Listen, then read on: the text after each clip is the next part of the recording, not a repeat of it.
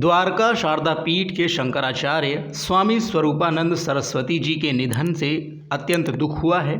शोक के इस समय में उनके अनुयायियों के प्रति मेरी संवेदनाएं। ओम शांति। श्री द्वारका शारदा पीठ व ज्योतिर्मठ पीठ के राजगुरु शंकराचार्य श्रद्धेय स्वामी जी स्वरूपानंद सरस्वती जी महाराज का ब्रह्मलीन होना संत समाज की अपूर्णीय क्षति है। प्रभु श्री राम दिवंगत पुण्यात्मा को अपने परम धाम में स्थान व शोकाकुल हिंदू समाज को यह दुख सहन करने की शक्ति दें। ओम शांति। इन दोनों शोक संदेशों में पहली श्रद्धांजलि भारत के प्रधानमंत्री नरेंद्र मोदी की है और दूसरी उत्तर प्रदेश के मुख्यमंत्री योगी आदित्यनाथ की। द्वारका पीठ के शंकराचार्य स्वामी स्वरूपानंद सरस्वती के लिए लिखे गए इन शोक संदेशों से उनकी कद और अहमियत का भी अंदाज़ा लगाया जा सकता है। मध्य प्रदेश के नरसिंहपुर ज़िले में उनके ही आश्रम में 99 वर्ष की अवस्था में रविवार को उनका निधन हो गया था। शंकराचार्य स्वामी स्वरूपानंद सरस्वती को सोमवार को भू समाधि दी गई। पिछले 1 साल से ज़्यादा समय से उनकी सेहत ठीक नहीं चल रही थी। स्वरूपानंद सरस्वती के अनुयायियों ने हाल ही में उनका 99वां जन्मदिन मनाया था। मध्य प्रदेश के सिवनी जिले के दिघोरी गांव में एक कन्याकुब्ज ब्राह्मण परिवार में जन्मे स्वरूपानंद सरस्वती का शुरुआती नाम पोथीराम उपाध्याय था। कहा जाता है कि पोथीराम उपाध्याय ने ईश्वर की तलाश में 9 साल की उम्र में ही घर छोड़ दिया था। उन्होंने बनारस में संस्कृत पढ़ी और आज़ादी की लड़ाई में हिस्सा भी लिया। समाचार एजेंसी पीटीआई की रिपोर्ट के अनुसार आज़ादी की लड़ाई के दौरान वे जेल भी गए थे। ज्योतिर्मठ पीठ के शंकराचार्य ब्रह्मानंद सरस्वती के शिष्य रहे स्वरूपानंद सरस्वती ने 50 के दशक में संन्यास ले लिया था। साल 1981 में वे शंकराचार्य बन गए। वे हिंदू धर्म के दूसरे शंकराचार्यों की तुलना में राजनीतिक रूप से कहीं अधिक जागरूक माने जाते थे। राजनीतिक रूप जागरूकता को एक तरफ रख दें तो कई मुद्दों पर उनके विचारों को लेकर सवाल भी उठे। जाति व्यवस्था पर उन्हें यकीन था और किसी को अछूत कहे जाने से उन्हें कोई गुरेज नहीं था। यहाँ तक कि वे विधवा विवाह के भी खिलाफ थे।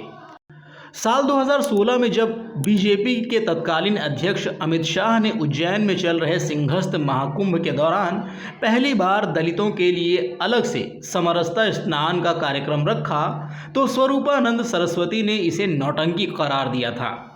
लेकिन झारखंड के सिंहभूम जिले स्थित अपने आश्रम में आदिवासी ईसाइयों को वापस हिंदू धर्म में धर्मांतरण कराने से स्वरूपानंद सरस्वती के व्यक्तित्व का दूसरा पहलू भी सामने आता है।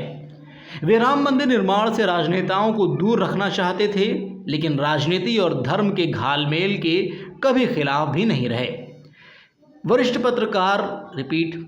वरिष्ठ पत्रकारों का कहना है कि वे कांग्रेस के करीबी थे और पंडित नेहरू से लेकर कांग्रेस के कई प्रधानमंत्री आशीर्वाद लेने उनके पास आया करते थे।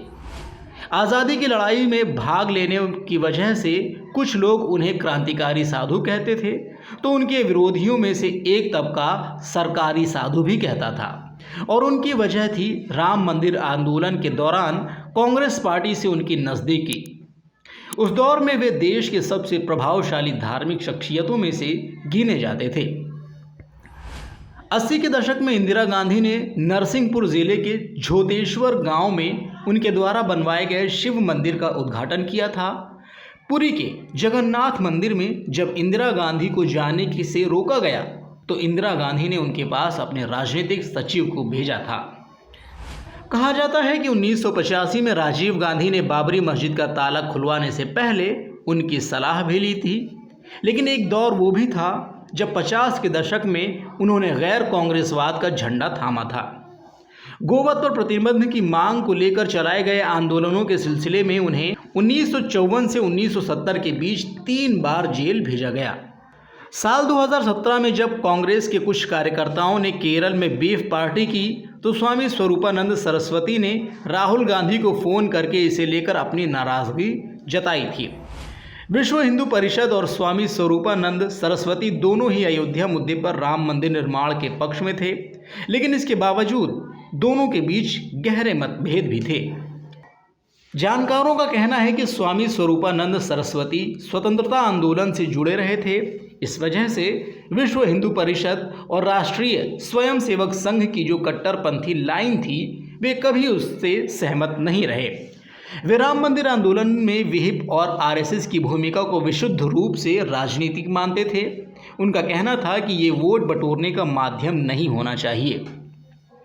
स्वरूपानंद सरस्वती ने राम मंदिर को राजनीतिक मुद्दा बनाए जाने का विरोध किया था। जानकार कहते हैं इसलिए बीजेपी और आरएसएस के लोगों ने उन्हें कांग्रेसी पिट्ठू कहना शुरू कर दिया था। विहिप और आरएसएस जिस तरह से बाकी शंकराचार्यों को सम्मान दिया करता था वैसा सम्मान इन्हें कभी नहीं दिया। बीबीसी के पत्रकार सौतिक विश्वास ने जब इंडिया टुडे मैगजीन के लिए उनसे जुलाई 1993 में राम मंदिर निर्माण के मुद्दे पर विश्व हिंदू परिषद के दावे को लेकर सवाल पूछा था तो उनका जवाब था, विहिप के लिए राम मंदिर केवल सत्ता हासिल करने का जरिया है, लेकिन हमारे लिए ये लक्ष्य है। तो दोस्तों आज की इस वीडियो में फ़िलहाल बस इतना ही। अगली वीडियो में आपसे फिर होगी कुछ ऐसी खबरों के साथ मुलाकात। तब तक आप देखते रहे स्कूप मीडिया और हमारा चैनल ज़रूर सब्सक्राइब करें।